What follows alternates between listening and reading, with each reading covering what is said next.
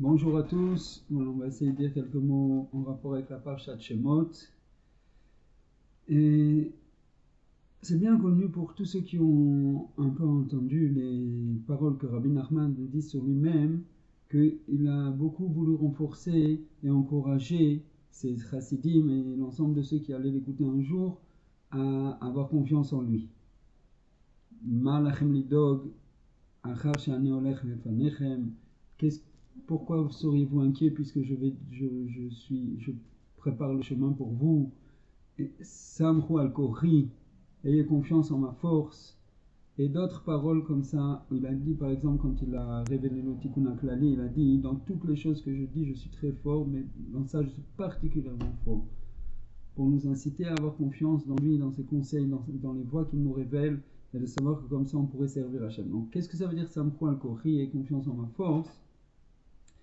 Comme on vient de dire dans le sens simple de la chose, d'abord d'avoir confiance que ce tzaddik extraordinaire a la possibilité de nous aider dans quelle que soit notre situation dans ce monde-ci, dans le monde à venir.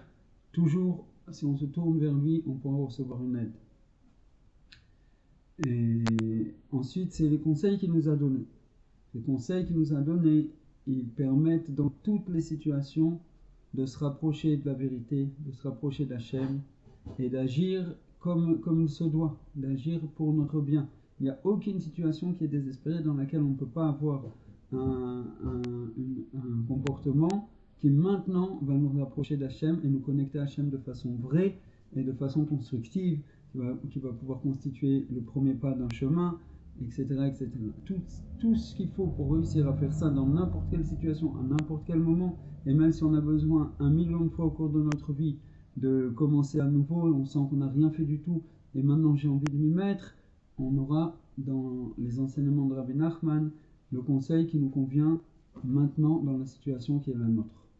Donc avoir confiance en la puissance des conseils qu'il nous a donnés, et dans le fait que tout ce dont on a besoin, ça se trouve dans ces conseils. On n'a pas besoin de puiser à d'autres sources. On peut s'inspirer, mais on n'a pas besoin de puiser à d'autres sources.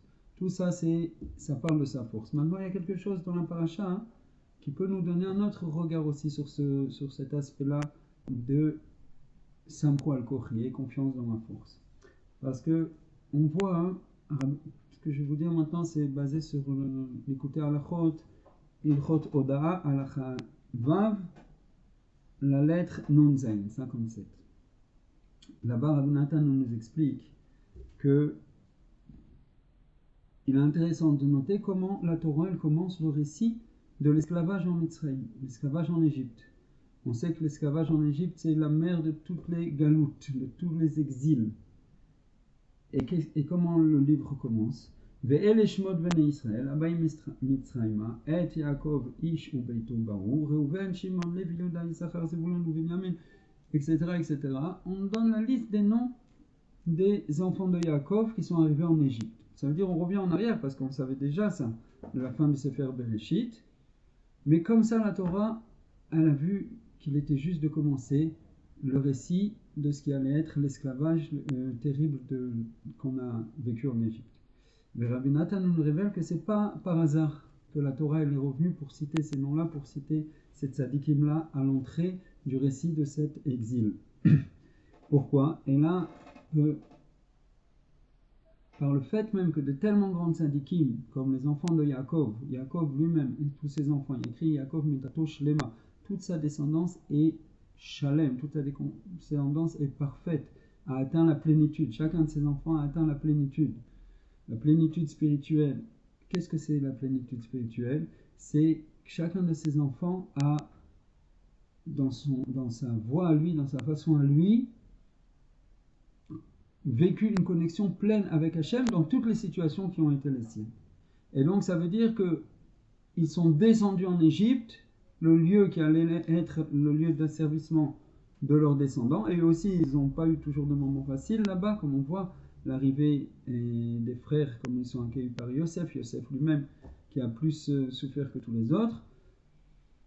Et chacun de ces moments, dans chacun de ces lieux, chacune des choses qui leur est arrivée, ils l'ont vécu dans la plénitude du lien avec Hachem. Ça veut dire qu'ils ont réussi à faire descendre la connexion, la lumière de la connexion à Hachem dans tous les lieux et dans toutes les situations de l'Égypte, de l'exil à venir. Et ça, c'est le courage du tzaddik. Le tzaddik, il descend dans toutes les situations, même celles les plus dures, et là-bas, il vit une pleine connexion à Hachem dans la joie. Il entraîne la joie. Ça veut dire, on peut dire comme ça, mais Rabbi Nathan écrit un petit peu avant ça dans la même halakha, que l'essentiel de l'exil, c'est la tristesse. Ça veut dire c'est l'exil du nefesh. Quand on n'a pas, quand à l'intérieur on se sent pas bien, on n'est pas connecté, on n'a pas de vitalité, on n'a pas. Et ça, indépendant du cadre qui est le nôtre. Donc il y a l'exil physique, on n'est pas à notre place. Les Juifs, ils ont besoin d'un certain cadre pour pouvoir vraiment exprimer leur qualité, pour pouvoir vraiment vivre leur lien avec l'infini, avancer, progresser, ne pas se disperser, ne pas confondre vérité et mensonge, etc., etc. Quand on n'a pas ce cadre, c'est l'exil physique. Tous les exils qu'on a vécus, nous tous, on est nés et on est encore jusqu'à ce jour en exil, même si on ressent que l'exil touche à sa fin. Et ça, c'est l'exil physique. L'exil amiti, le vrai exil, c'est l'exil intérieur. Que ces situations-là, elles nous font vivre une distance, elles nous font ressentir une tristesse, elles nous empêchent d'être au mieux de notre être, de notre bien-être, de notre plénitude intérieure. Et Rabbi Nathan, il dit, c'est a priori, c'est terrible, parce que l'exil intérieur, la tristesse, elle engendre un accroissement de l'exil physique. Pourquoi? Parce que c'est l'exil, la tristesse, c'est l'exil de la Shrina. Quand on est triste, on se détache d'Hachem. Quand on est détaché d'Hachem, sa Hashgacha, elle s'exprime moins sur nous. Et donc, on vit des situations de plus en plus difficiles. Et les situations de plus en plus difficiles, qui sont l'exil physique, elles accroissent la tristesse et le mal-être, qui est l'exil intérieur. Et donc, l'un renforce l'autre. Comment est-ce qu'on peut s'en sortir? Le Rabbi Nathan, c'est comme ça qu'on peut s'en sortir. Parce qu'Hachem, avant de nous faire vivre cette situation difficile, il a veillé à ce que des tzadikim passent dans ces endroits, passent dans ces situations intérieures, et là-bas, ils entraînent, ils amènent, ils attirent la lumière d'Hachem, la joie. Il y a écrit dans le 5e passouk, il y a écrit Vayikol nefesh yotze yerech Yaakov shivim nefesh veYosef haya b'Mitzrayim. Yosef, c'est Yosef HaTzadik. Yosef haya b'Mitzrayim. Mais Yosef, il a plus souffert que tout le monde là-bas. Il a été vendu, il a été évêque. Évêque, c'est ce qu'on a tous été quand on est en exil. On n'est pas maître de nous-mêmes. Les peuples règnent sur nous, nous imposent leurs lois, nous imposent leur façon de vivre, soit par la force, soit par la séduction, soit par... Vous connaissez toutes les voies qui existent et qui font que les Juifs sont imprégnés de la culture de leur maître, de culture étrangère. Et donc on a une certaine dimension de avdous, de servitude. Yosef, il était évêque. Après ça, il a été prisonnier. Il a écrit quand il était dans la prison, il n'était pas Ezomeraket, il faisait des saltos, il faisait des sauts périlleux, il faisait des danses. Il était plein de joie, il entraînait, il se forçait à rester dans la joie pour justement vivre avec Hachem pleinement toutes les situations. Et qu'est-ce qu'on nous dit là-bas? Yosef Ishmatzliach, il réussissait, parce que ça c'est écrit dans ses Amidot, grâce à la joie, quand un homme il vit cette situation dans la joie, ça entraîne la réussite. Non pas le contraire, ceux qui pensent qu'il faut que je réussisse pour être joyeux. Les pauvres, dommage, ils sont beaucoup moins joyeux que ce qu'ils pourraient être, et ils réussissent beaucoup moins que ce qu'ils pourraient. Il faut savoir que si je suis dans la joie, je réussis. Donc tout ça, Yosef et ses frères, ils l'ont entraîné dans Mitzrayim, et ça c'est la seule voie qui est la seule possibilité de sortir de l'exil, qu'il soit physique ou qu'il soit nafshi. Maintenant, nous, on doit savoir ça, c'est très important. On doit savoir que quelle que soit la situation que je vis, quel que soit l'endroit où je me trouve, au niveau physique, au niveau intérieur, il y a des tzadikim qui ont passé cette situation, qui ont vécu cette situation, et ils ont révélé dans cette situation la lumière d'Hachem. Pour dire brièvement, si vous regardez dans un livre qui s'appelle Shifrei Haran, sur Rabbeinu, qui raconte en gros la Vodat Hachem de Rabbi Nachman de Breslev depuis sa plus petite enfance, on voit qu'il a travaillé contre toutes les tavot, la tavat achila, toutes les tendances physiques, il les a dominées. Pas facilement, il a travaillé dur pour ça. Il a travaillé contre le fait d'oublier Hachem. Il a travaillé à vivre en présence d'Hachem dans toutes les situations. Il a beaucoup lutté contre ce qu'on appelle la pikorsout, contre le manque de foi, le manque d'émouna. Il a travaillé sur tous les points qui sont difficiles et qui causent l'exil du nefesh, qui causent l'exil intérieur à chaque juif.